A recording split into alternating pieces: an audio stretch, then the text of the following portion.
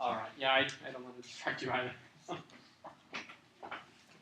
Everyone's ready? Dr. Benjamin... Actually, I'll wait till the timer. But it's going to begin with a quote from Dr. Benjamin Franklin. See preview. Okay, ready? Okay, thank you. Dr. Benjamin Franklin said that never put off to tomorrow what you should do today. Americans all across this nation, in government and business, have been putting off the great debate on deflation and inflation. But that's a debate we believe should finally be addressed and discussed, which is why we stand resolved. In spite of Bernanke's money printing, the biggest threat is still deflation. What I'm going to be doing today is first explain some resolutional analysis defining a key term. Then I'll be talking about two contentions or reasons to support the government case. First off, with the resolutional analysis. Now, we would like to define deflation as prices and wages, and the falling of prices and wages while the dollar gains more value. Now, we believe that in the context of this resolution, we need to discuss the concept of prices and wages falling when we're talking about deflation. For example, if Bernanke is printing money, as the resolution says to be true, logically, it does not make sense for simpling the dollar amount for. Wow. Okay. Continue. Which one? Is deflation economically bad for an economy? We believe deflation is. Deflation is a threat. Yes. So with this in mind, let's talk about some contentions. The first, again, okay. Follow-up question: is inflation bad for an economy? This debate isn't which one's bad for the economy or not, but which is the biggest threat, which we believe is deflation. Contention one is that deflation is occurring. Deflation is occurring. Several subpoints under this. Subpoint A is oil prices are falling dramatically.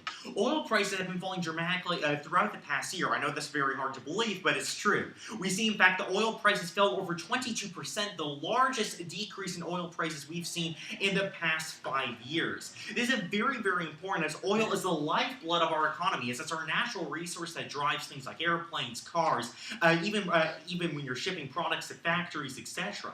So when oil prices are falling, it's been leading to a declining value and falling wages and falling prices. Subpoint B is that businesses are worrying about deflation. Now, maybe in the past 10, 15 years ago, businesses may have been worrying about inflation. Today, however, deflation has been one of the number one concerns of businesses. With Bloomberg Business Week talking about deflation is a threat that they're worrying about in their economic future. That deflation is the biggest threat. Subpoint C is the value of gold has plummeted. Now, the value of gold has been declining as well. We've seen this been deflating in the economy. The impact to this is that when gold prices decrease, when gold's value decreases, people's confidence in the dollar and in general confidence in the United States economy decreases as well. We see in subpoint D that wages and prices have been falling. You see, when the dollar decreases in value, when you have a deflation of the economy, what ends up happening is this will cause wages to fall, which in turn also causes prices to fall. Which, after prices fall, businesses earn less revenue, so they have to decrease the wages, which in turn causes the cycle, which causes them to decrease their prices as well. In a vicious economic cycle. Yes. Over the past decade, have wages been increasing or decreasing? We've seen recently that wages have been decreasing. So we've seen this great cycle happen, and we've seen this happen historically, such as in the Great Depression. In the Great Depression, once wages decrease, this causes prices to decrease as well. This created an epic economic cycle to when wages were at all-time lows in that time of America's history, and prices were at all-time lows. It's a vicious economic cycle that we cannot be a part of. It's a very serious threat. The final subpoint is economic precedent. Now, people talk about how inflation is harmful, how when Chairman of the Federal Reserve Bernanke prints money, it's going to lead to rampant inflation. But even though we've been printing more money in the currency, we have not seen any devastating harm to the economy consequentially because of it. Just a bunch of rhetoric people have been using for the past 20 years. Let's look at the second contention. It's that deflation is a threat. Deflation is a threat. We see subpoint A, banks collapse. When the cash supply decreases, this decreases the amount of money the banks have.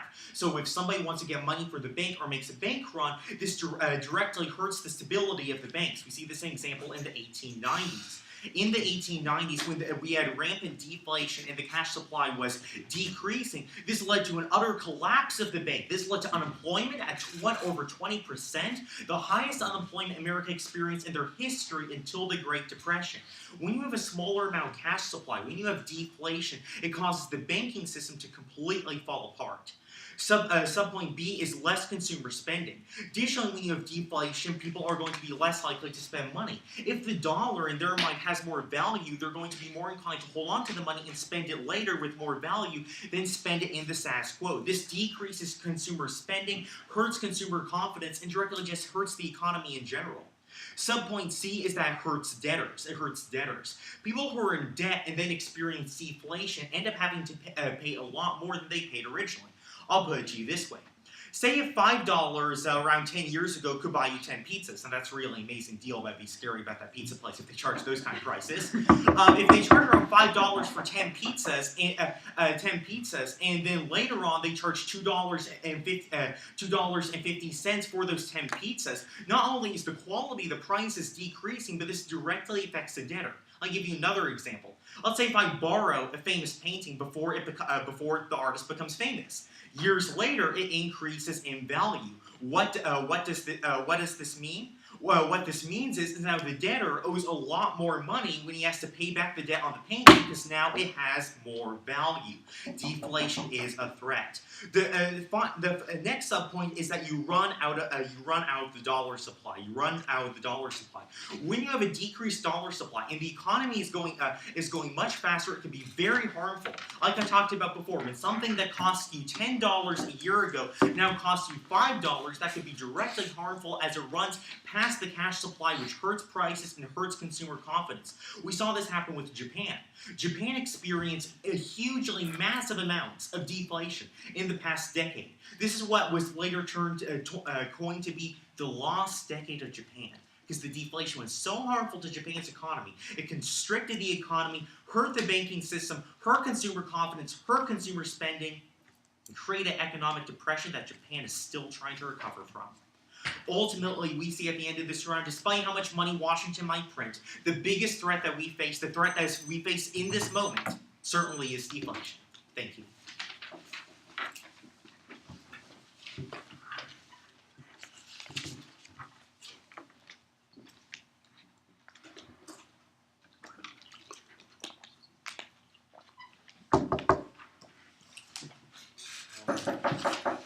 Thank you. All right. Now, which is better, more or less? Which would you rather have? Would you rather have more or would you rather have less? This question was recently posed to a bunch of little kids on an AT&T commercial. Now, more often than not, the answer to this question is, of course, we always want more. More is normally better than having less. But when it comes to the economy, typically less is actually better. When you look at the law of supply and demand, it illustrates the fact that whenever you have less of something, the value of that something automatically increases in value. Now, I ask you this question. Would you rather have a weak dollar or a strong dollar? I think when looking to economic precedent and when looking to economic principles, it's clear that a strong dollar is definitely better. I'd much rather have a dollar that's the strongest currency in the world than have a weak dollar such as the Zimbabwe dollar that actually was definitely weakened because of hyperinflation. It's clear that having less when it comes to money is definitely better, as dictated by the law of supply and demand. Now, I first want to address the resolution, and they brought up a little resolutional analysis, and they talked about how inflation or deflation should be defined as really the decline in prices or the increase in prices. Now, my one point across from this is that of the resolution itself. If you look at the resolution itself, the first part of the resolution is that in spite of Bernanke's printing of money, or in spite of his the printing of money, then the second part goes on to say the biggest threat is still deflation. Well, the first part assumes that it's bad. If you look at the first part, you never say in spite of Bernanke's printing of money and that assume that to be a good thing. Rather, you assume that to be a bad thing. It says in spite of. That's a bad thing.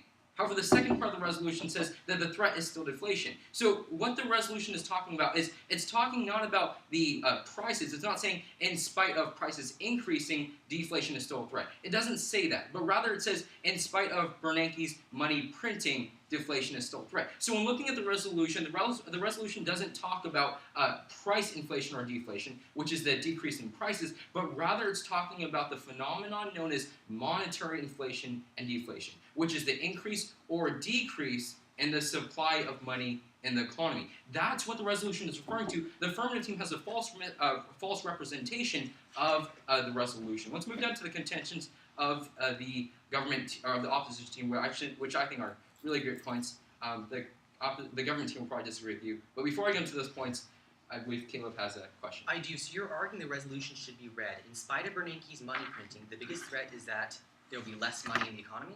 Yeah, that's exactly what the resolution says, and as we're going to be seeing in my contentions, it proves itself to be false. Now, the first contention of the opposition team is that they're mutually exclusive. They're mutually exclusive. The fact is here, the resolution says, in spite of Bernanke's money printing. Well, that is monetary inflation. That's an increase in the supply of money because he's printing more money. Deflation is the exact opposite of that. Deflation is monetary deflation, which is what the resolution is referring to, is when you have less money in the economy. The two offset each other. You can't have both at the same time. You can't have both occurring at the same time. That is why they're mutually exclusive. It makes absolutely no sense to have both an increase in the supply of money and at the same time a decrease in the supply of money. There's two types of inflation and deflation here. One is price inflation and deflation, and the other is monetary inflation and deflation. The resolution is referring to the monetary inflation and deflation, which is the increase or the decrease in supply of money. You can't have both occurring at the same time. They're mutually exclusive. The second contention of the opposition team is that deflation isn't a threat. The whole premise of the government team's argument lies on the false assumption that deflation is a threat. However, it's not a threat whatsoever. Look to the law of supply and demand, which we are all taught in Economics 101. The fact is, whenever you have more of something, it automatically increases in value. So the very fact that Bernanke continues to print money, it's devaluing the dollar, it's causing more harm in the economy. Anything that offsets that would then be good. So deflation is a good thing. It's not bad. You have less dollars in the economy, which I definitely don't think that's even occurring. But with deflation, you have less dollars in the economy, and that's a good thing. The third contention is really the most important of the opposition team. The third contention is that the resolution proves itself to be false. The resolution itself proves to be false. Now, let's analyze the first part of the res again. The first part of the resolution assumes that inflation is bad. It says, in spite of Bernanke's money printing. You never say in spite of unless it's a bad thing. You always say, in spite of this, well, this would occur. In spite of assumes that inflation or the money printing is a bad thing. So ergo, anything that offsets whatever the first part says would then be considered a good thing. If you say, in spite of Bernanke's money printing, the economy is good. See, that's what happens. The first part assumes the inflation policy to be a bad thing. So anything that offsets that would then be considered a good thing. However, the second part of the resolution says that deflation is still a threat. So the resolution itself is contradicting itself. It's first saying that inflation is a bad thing, then it's going on to say that deflation is a bad thing. So the resolution itself is false, but you disagree. In spite of Daphne's Greek Cafe having amazing gyros, is it not true that they have Diet Pepsi, which is pretty disappointing? Let's move down to the contentions of the opposition, of the government team. The first contention was that deflation is occurring. He brought up several subpoints. The first subpoint was that of falling prices. I have two responses. My first response here is that falling prices are good. When you want to pay less gas prices, that's a good thing. Everybody wants gas prices to decline because that's a good thing. Whenever gas prices increase, that shows you how bad the economy is. Would you rather pay $5 a gallon for gas, or would you rather pay $2 a gallon for gas? I remember, or my parents remember rather, when gas prices used to be about 10 cents a gallon, and that was considered a good thing. The second response that I have here is quantity down, value up. Quantity down, value up. Look at the law of supply and demand once again. It proves this statement to be true. The second argument that he had under here was that businesses are worrying about deflation. My one response here is that consumer confidence would increase. Whenever you have a strong dollar, you have stronger consumer confidence. It's as simple as that. The next argument he talked about was about how deflation led to the Great Depression. I have one response here, is that they're not similar. Back during the Great Depression, we had major deflation. However, the inflation rate nowadays is about 8 to 9%. The deflation that's occurring right now is nowhere even close to the deflation that we had during the Great Depression in the 1920s, or that would be 1930s. Let's move down to the second contention that deflation is still a threat. just two responses here. Firstly, that of a turn. It's actually a good thing. Deflation is a good thing. It increases the supply of money. And secondly, the law of supply and demand dictates that deflation is a good thing. Moving down to the third contention, that the decreased value, the decreased dollar supply, my one response here is that the inflation would offset. The inflation rate is about 8 to 9%. There's no way that deflation can offset. So when looking to economic policy, it's clear that really more is actually less. Thank you.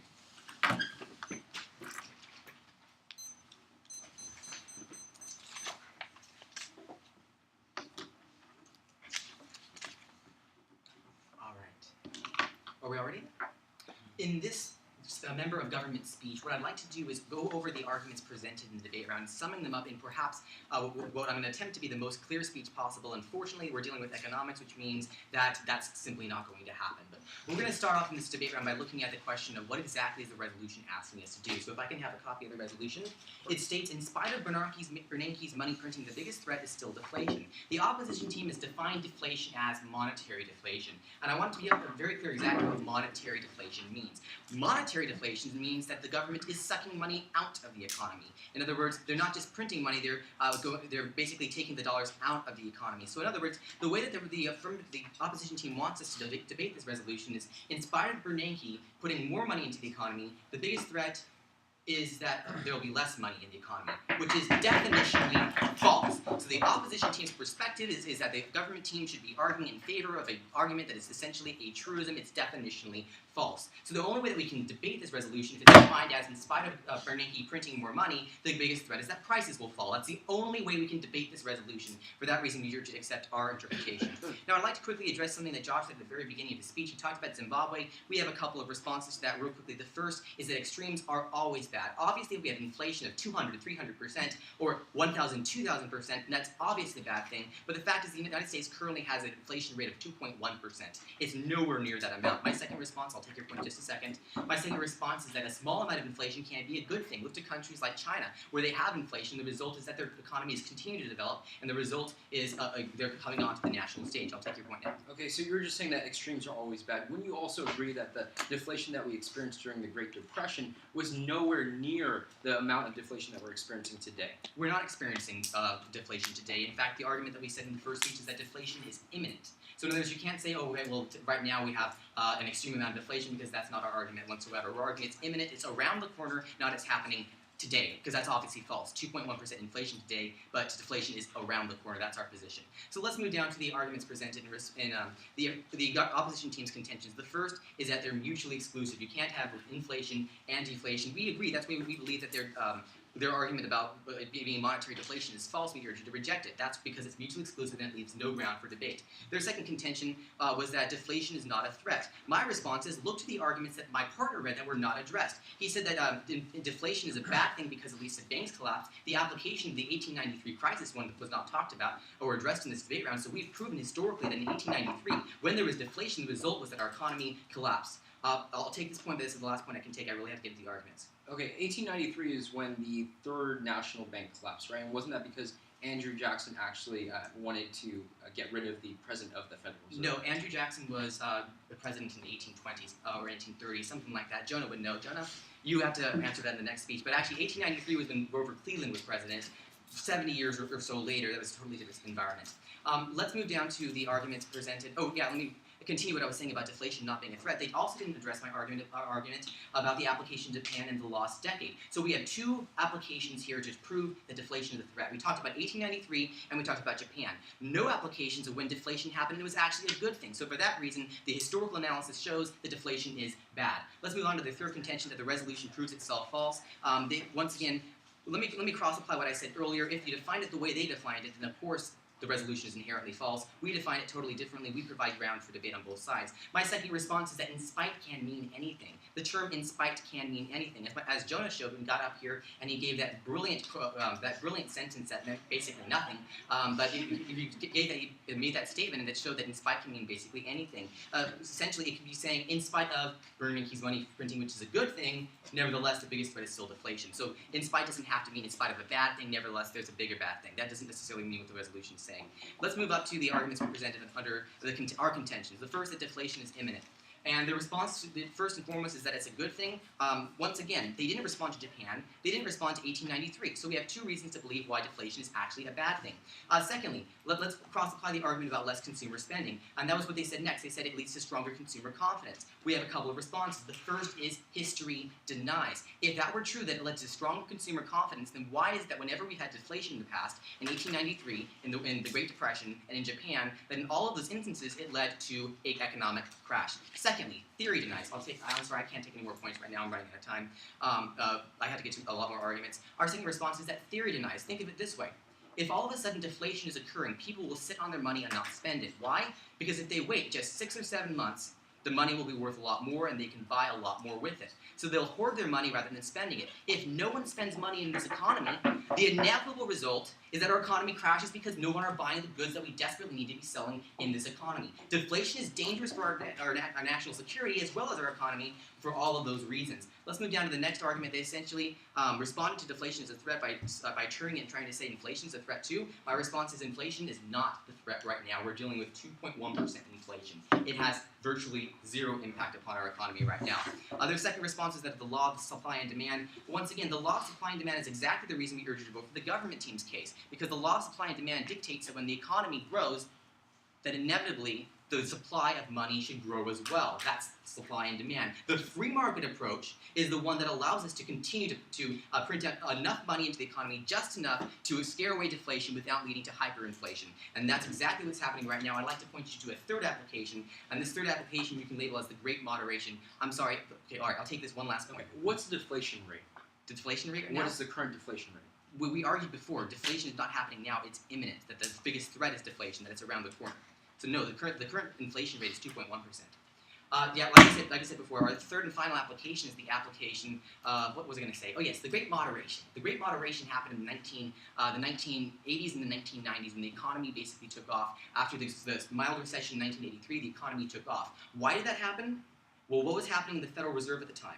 They were slowly increasing the money supply. They weren't printing money willy-nilly, but they were slowly increasing it. The result was that the Federal Reserve chairmen, those two Federal Reserve chairmen in charge at the time, Alan Greenspan, and I forget the other one, but he was an awesome guy too, I forget his name though.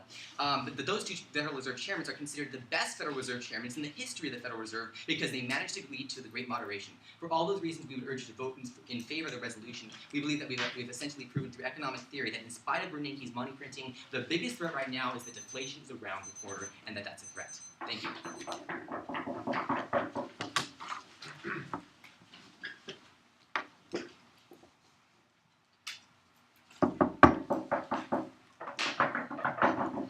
Okay, I'll join. All right. Let's say I had a bottle of water up here with me, and I was trying to auction it off. Now that probably wouldn't end well, and it probably wouldn't even sell because you have a water bottle. There are 3 water bottles, actually 5 water bottles in today's debate round. They obviously wouldn't sell very well because there are a lot of them. Now imagine there's only 1 water bottle in the room and we haven't had any water all day. Now that's a whole different story, and the value of that water would increase exponentially. You see, this is exactly what inflation does. Inflation is a bad thing for the economy. Inflation is a bad thing for the economy because it puts so many water bottles in the room that they're worthless. See, that's what it's doing to the American dollar. Inflation causes the American dollar to be absolutely worthless. It causes the American dollar to continue going up and going down in value and increasing the supply in the current system. So with that being said, I will take your question. So you're basically We're saying in protected time. Oh, my apologies. Sorry. I'm sorry. All right, so let's look. I'll take your question later. Okay, all right, sounds good. Let's look toward the resolution first off. And when we see, now I'll take your question. Okay, awesome. So you're arguing then that an inflation rate of 2.1% means that our dollar is completely worthless? No, actually, as I'll be getting to a little bit later, actually a decrease of 2% per year is actually a paradise of an economy.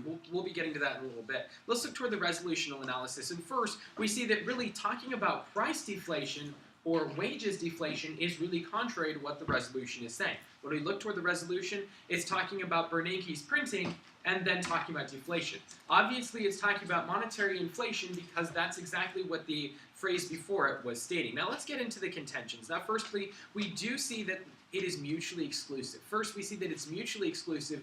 Neither can happen at the same time. We can't have inflation or deflation at the exact same time.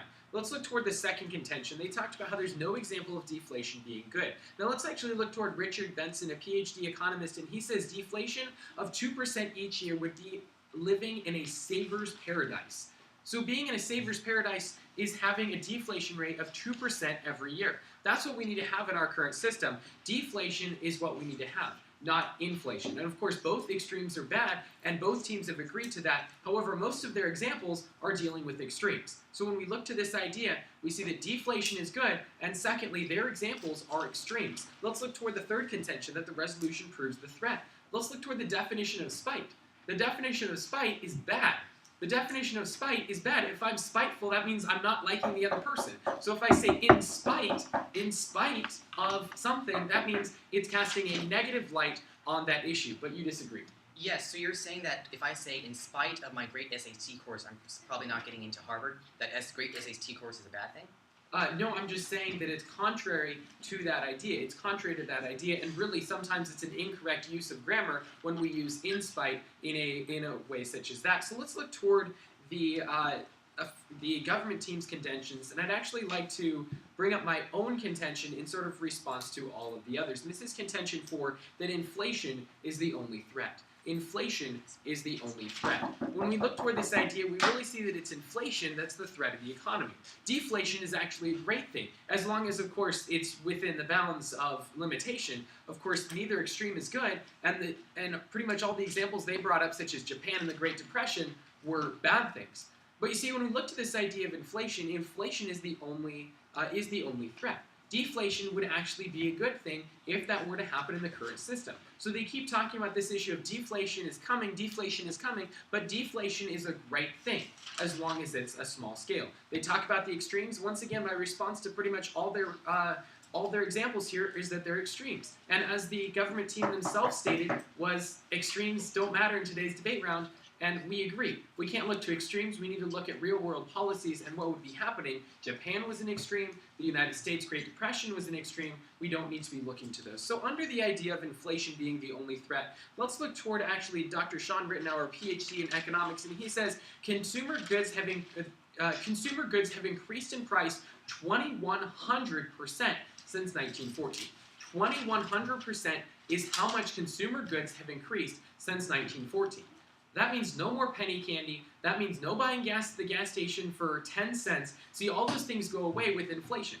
Those are things that are great for the economy. When things are cheaper, that means people buy more of them. When the dollar deflates, that's when people are able to increase consumer confidence. And Dr. Sean Rittenauer goes on to say what cost $1 in 1914 now costs $22.22 today, and I believe that was in 2012. So you see, what we see is that it's not a good policy to have inflation. Deflation is actually the way to go. Inflation is the only threat. They keep talking about deflation and hammering on that issue, but the deal here is that deflation is a good thing, inflation is the bad thing. Of course, neither extreme is good. Both teams have agreed to that, but it's deflation that would result in the saver's paradise and a great economy. Can you provide us with an example of when inflation ticked up by 1% or 2% and the result was the economy totally crashed? We can try to think of examples. I was going to say we can check for evidence, but we don't have evidence. We can check in our minds for examples like that. We'll take a look for you. Okay. Let's look specifically down toward their second contention, actually, I believe, where it was talking about basically lending, and I believe it was under their second contention, where they were talking about borrowing and lending, how essentially when you borrow money and deflation hits, that's bad for the economy. Now, my turn to this argument is essentially that borrowing is not a good thing. Borrowing and lending is not necessarily the best thing for our economy. You see, our country would be a whole lot better off if, in fact, we were saving. You see, so actually, this is a turn to the government team. Actually, it's the opposition team that's increasing saving, which is actually better off for the economy than actually spending or actually borrowing. So when we look to this idea, we definitely see that we need to stop the inflation. Inflation does nothing but hurt the economy. Inflation does nothing but hurt savers. That lady who saved up thousands of dollars in the 1950s for her retirement, that money is now worthless. You see, now we have to earn so much money. You have to save so much money for retirement. Yet, all it does is reward the borrowers. Our current system only rewards borrowers, and it doesn't reward savers. You see, what we need to do in our economy is reward those who save and punish those who borrow, but instead, our current system does the exact opposite. Thank you.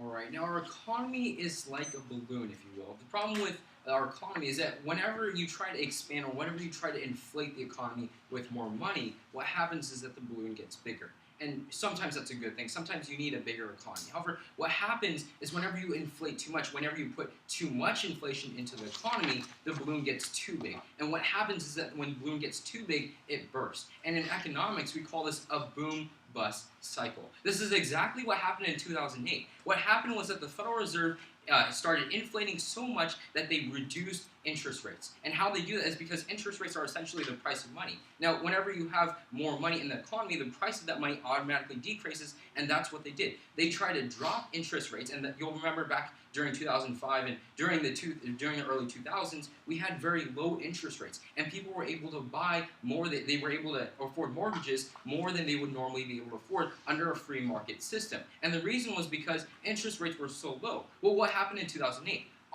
Eventually, what happened was that the bubble, the housing bubble, manifested itself in a bust in 2008, and that's what led to our economy falling and completely collapsing in 2008. I'm sorry, point of order. I don't mean to interrupt you, but the argument that inflation creates bubbles has never been presented and constructed. This is a brand new argument. No, this is absolutely not a brand new argument. We've been making the argument that inflation is a bad thing and deflation is a good thing this whole round. This is not a new argument whatsoever. Let's move down to the voting issues of the opposition team. The first voting issue is that the current inflation rate offsets. Now, if I understand the resolution correctly, it's not talking about an imminent threat of deflation. However, that's what the government team wants you to assume. So let's just go with our assumption here. Let's assume that there is an imminent threat of deflation.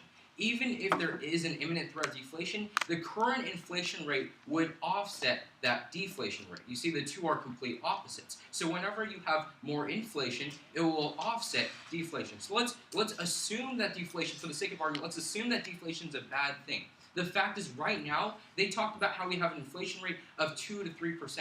However, they're talking about the price inflation rate. If you look at what the monetary inflation rate is, it's 8 to 9%. That's what the monetary inflation rate, that's how much money the Federal Reserve is pumping into the economy each and every year. In fact, the Federal Reserve recently met in a board meeting to discuss plans, and what they decided is that they're going to insert $85 billion a month into the economy by buying treasury bonds and treasury bills. This is what they decided. So in order for deflation to actually become a threat, it would have to offset inflation even further. So in order for that to happen, in order for deflation to become a threat, the money would have to leave the economy at a rate faster than what inflation is actually happening. So it would have to leave the economy at a faster pace than $85 billion a month. Now, so far in today's debate around, the government team hasn't even proven to you what the current deflation rate is or what it will be. They have clearly lost today's round. They haven't proven to you any sort of threat. There's no risk analysis. There's no probability. There's no quantification as to what the threat actually entails. We've given you solid statistics showing you what the current inflation rate is. The monetary inflation rate is 8 to 9%. The Federal Reserve is pumping money into the economy at $85 billion a month. We clearly provide the statistics. You should go with the opposition team. The second voting issue that I have is that less is worth more. Look to the example my partner brought up in his last speech. When you have less water bottles in the room, each water bottle would be worth more. Let's look to the example of gold. The reason why gold is worth so much is because it's scarce. You probably learned this in Economics 101. The reason why gold is worth so much is because it's scarce. Let's contrast this with a piece of paper. This piece of paper is virtually worth nothing. Why? Because it's not scarce. Contrast that with the price of gold. So clearly, the law of supply and demand dictates that whenever you have more of something, it automatically decreases in value. Whenever you have less of something, it increases in value. Therefore, when looking to dollars, it's essentially the same principle, and it applies to economics here. Whenever you have more money, it is less in value. Whenever you have less money, it becomes worth more in value. So the very fact here, the resolution is completely false. Deflation is not a threat whatsoever. In fact, deflation would offset inflation, which is a bad thing. Deflation would actually improve the economy because less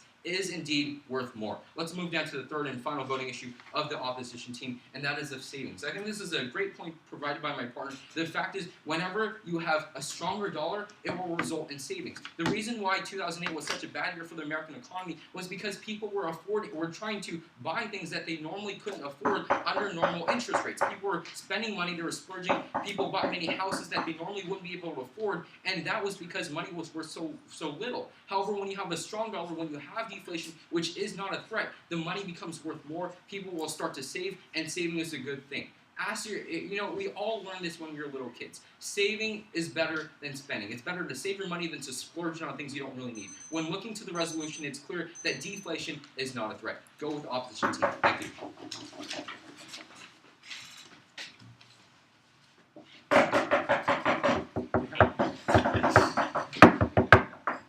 Okay, if everyone's ready then. Okay, terrific. In this final government speech, what I'm going to be doing is bring up 3 voting issues, but first I'm going to go into the definitions. Now, basically, the opposition team is defining this resolution saying deflation is talking about monetary deflation. So basically, here's how they view the resolution. In spite of the government putting more money into the economy, the big threat is the government taking money out of the economy. Simply put, the way they interpret the resolution doesn't make sense. Let's interpret it in the reasonable way. In spite of Bernanke's money printing, the biggest threat is deflation, as in prices decreasing. That just simply makes more sense. It's a lot more logical. The other one, frankly, makes me dizzy because it just doesn't make that much sense whatsoever. The first voting issue is remember the resolution. Now, this is a very important point. We are not debating what is more harmful at its very worst, inflation or deflation. Here's where we're debating. In spite of Bernanke's money printing, so in spite of the current moderate inflation that's going on right now, the biggest threat is deflation. So talking about what the biggest threat we're facing today, not in general what's the biggest threat, but what's the biggest threat we're facing in the context of this resolution. Let's go to the second voting issue. Is that deflation is a threat. Deflation is a threat. We have there's several subpoints under this. Subpoint A is it leads to the collapse of the banks. Now we saw this in an example of the banks in 1893. This is not some drastic example. Inflation. I'm not taking place information on the speech. I'm sorry. Inflation at the time of deflation at the time of this banking crisis was at 3%. 3% deflation. But then this banking crisis in 1893 directly ruined the economy, led to 20% unemployment, was one of the worst economic crises we ever faced, but it all started with 3% deflation. Let's go to a second subpoint B. Subpoint B is the wage price cycle. Like I talked about in my first speech, when you have deflation, you have wages decrease, prices decrease. This means people are getting less money that they have at home. It makes the American economy less competitive abroad.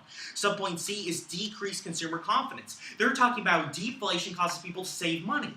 We as the opposition believe as the government believe that's a problem. Sure, it's okay to save money to an extent, but when you're saving money so much that you're not getting involved in the economy, that you're not willing to spend money, that directly hurts the economy. What was the number one problem in the Great Depression? People were putting their money under their mattress and saving it rather than spending it and making part of the economy.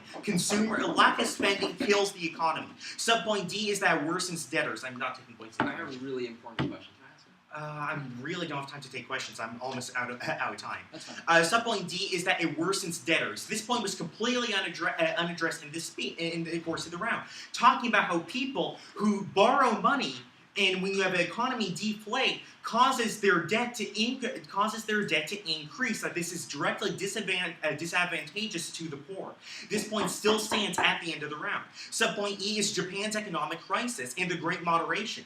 These 2 points stand at the end of today's debate round. How Japan's economy had a bit of deflation and it ended up ruining their economy for 10 years, and the Great Moderation where they had a bit of inflation and it led to the longest economic expansion in history during the 1990s, peacetime economic expansion in the United States. So what's the impact of this? The impact is that even if you love the rhetoric by the opposition team, even if you think inflation at its very worst is harmful, here's what I want you to know. History is on the side of the government team. We have the examples of 1893, of Japan, of the Great Moderation that still stand at the end of today's debate round. In this fact resolution, Facts have already cast their ballot. History has already cast their ballot, and they're saying that history proves that deflation is more harmful than inflation. That remains true at the end of today's debate round. The third voting issue is that deflation is a bigger threat. And we see, first of all, has not been a specific example of inflation right now, how it's hurting the economy. They present the 2008 financial crisis, but actually, when the crash hit, we were actually experiencing deflation. Then inflation happened afterwards. The second point under this is rising oil prices. We've seen that, declining oil prices. Prices have been declining. We have been experiencing deflation. The third point is economic experts agree deflation is the biggest threat, like I talked about in my first speech. And the fourth point being that gold prices are also decreasing, another big sign of deflation. What's the impact of this? The impact is that even if you think inflation is a bigger threat right now, in the status quo, at this moment, deflation is the threat that's right around the corner. Gold prices, oil prices, both decreasing. Wages, decreasing. Prices at the store, decreasing. That is the bigger threat that we're facing right now. So even if you think at its very worst, inflation is the bigger threat, right now the threat we're facing is deflation. That's exactly what the resolution is asking us to vote for. What I'm asking you to vote for are the facts. The fact that history has proven the government to be true, that remains true at the end of today's debate round. I think that's enough reason for